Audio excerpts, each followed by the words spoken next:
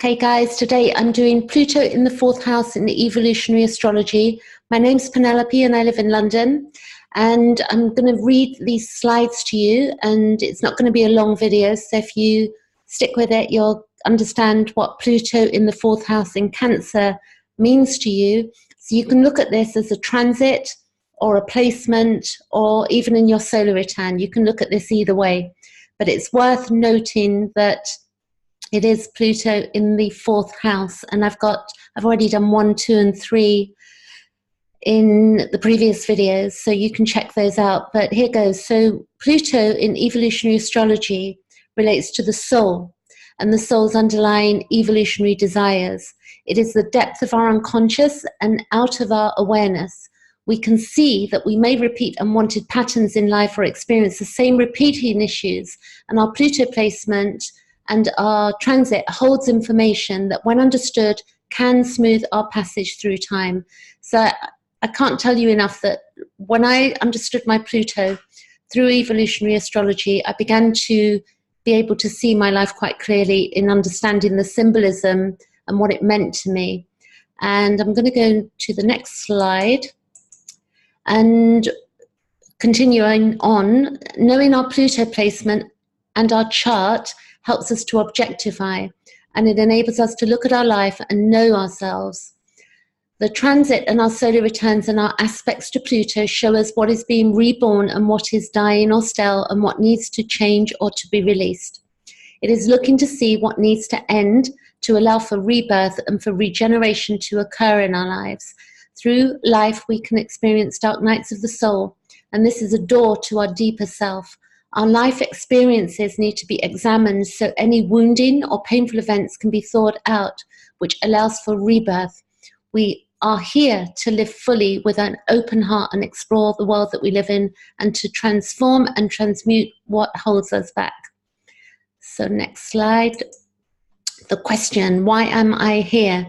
So we do get to a point in life when we do ask ourselves that question inwardly, even if we're not asking other people, why am I here?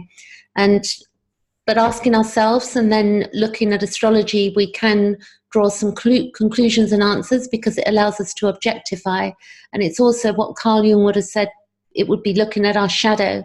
And the shadow is not all bad, it's just bits of us that we're unaware of, are unconscious.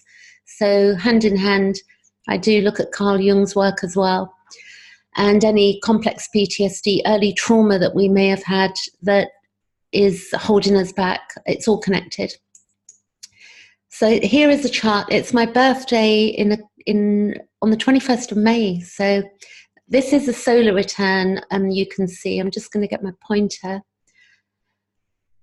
and explain to you the difference between a solar return and a normal birth chart. So this is a solar return, and this chart here is my natal chart. So what you have is, you can see this sign here, it's Pluto. That's what Pluto is. And I've got here my solar return, which is a chart which runs from the day of your birth through to the following year. So that's a beautiful thing to look at as well, because it can tell you what's going on. So you can see in this chart that Pluto is going to be in my 4th house, and it is in Capricorn. Although it looks like it's in Aquarius, it's actually in Capricorn. And it's worth examining this chart on your birthday, as well as you're analysing your birth chart, because they have lots of information for us. So I'm going to come off my... There you go. My spotlight is off, and I'm going to go to my... No, it isn't. Next slide. There you go.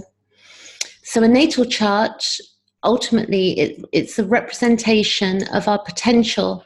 It also represents where we have been and where we are at and what we can become. So it will show us our dispositions, and it will show us our gifts and give us some direction through the nodes. So the South Node is past life, North Node is this life, and with looking at Pluto as well, we get a good picture of where we're heading. And you know, it's up for discussion, because we've got free will as well.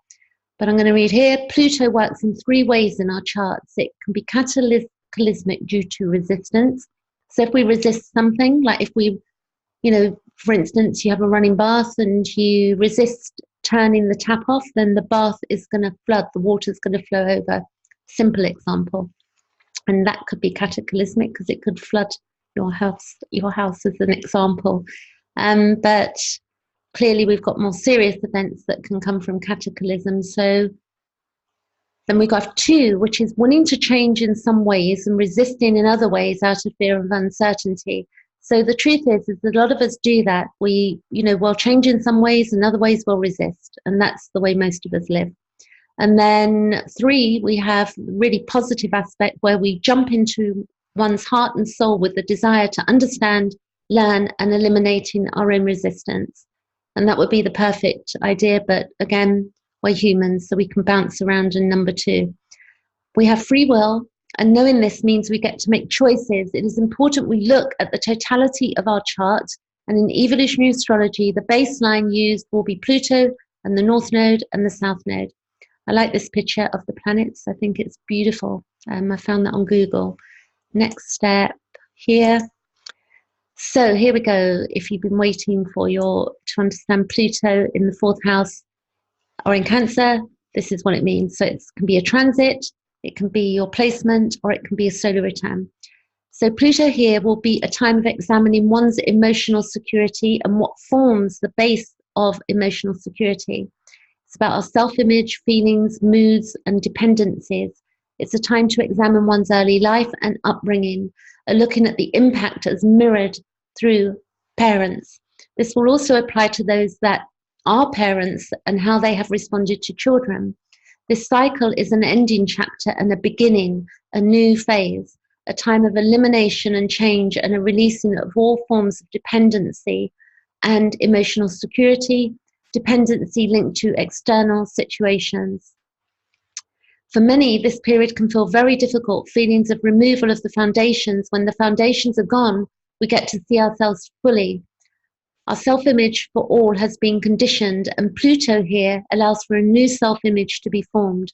One's self-image is a reflection and blend of our nature and the totality of our reality. When all is removed, the individual can and is forced to examine all conditioning.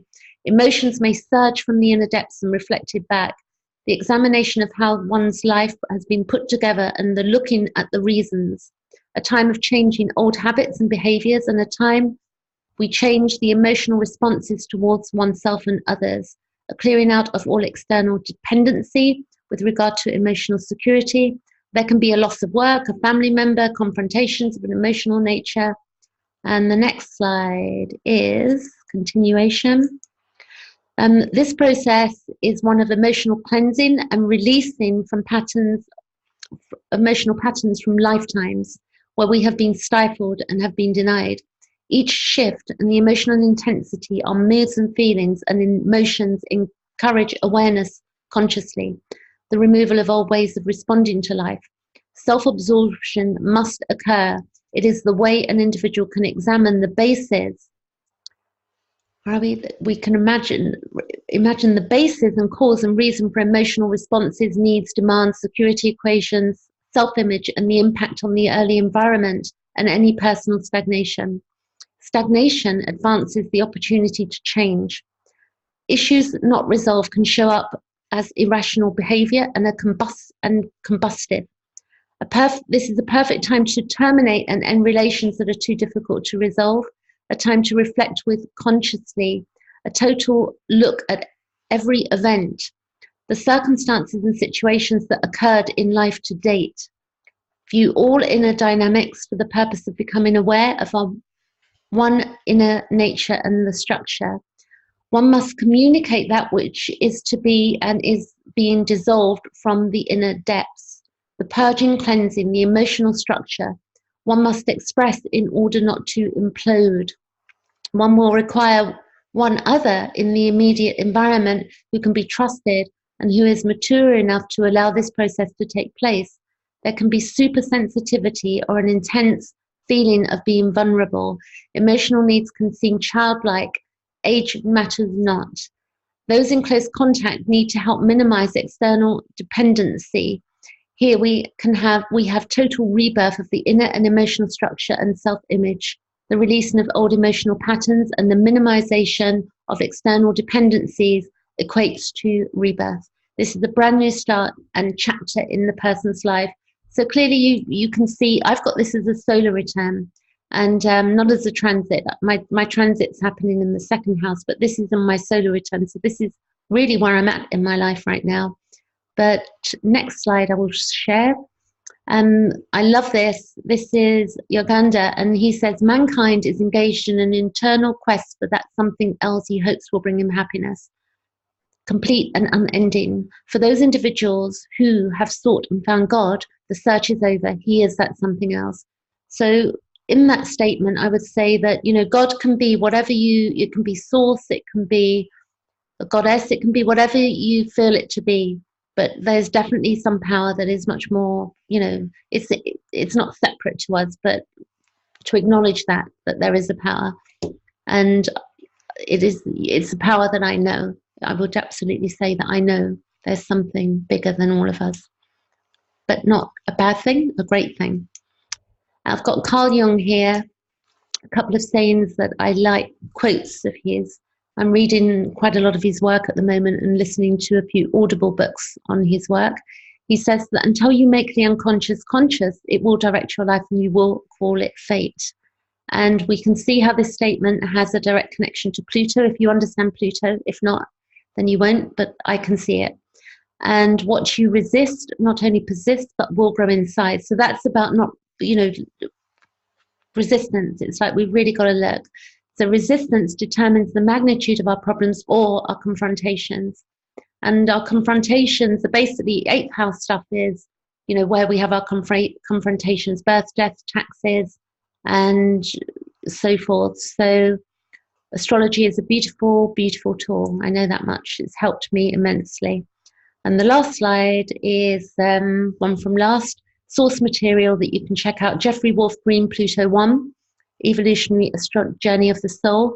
And then Carl Jung quotes, I've had a few here, and Uganda, and a couple of pictures from Google. So email, if you don't want to message below the video, then you can email me for private session, and my booking page as well will be below if you want to look at your astrology a bit more, or complex PTSD issues that you're going through, because I have lots of wisdom and knowledge in that area. And that is the end of my video. So I thank you for watching, and I will be back next week with the 5th house, Leo. So there you go. Done. Thanks for watching.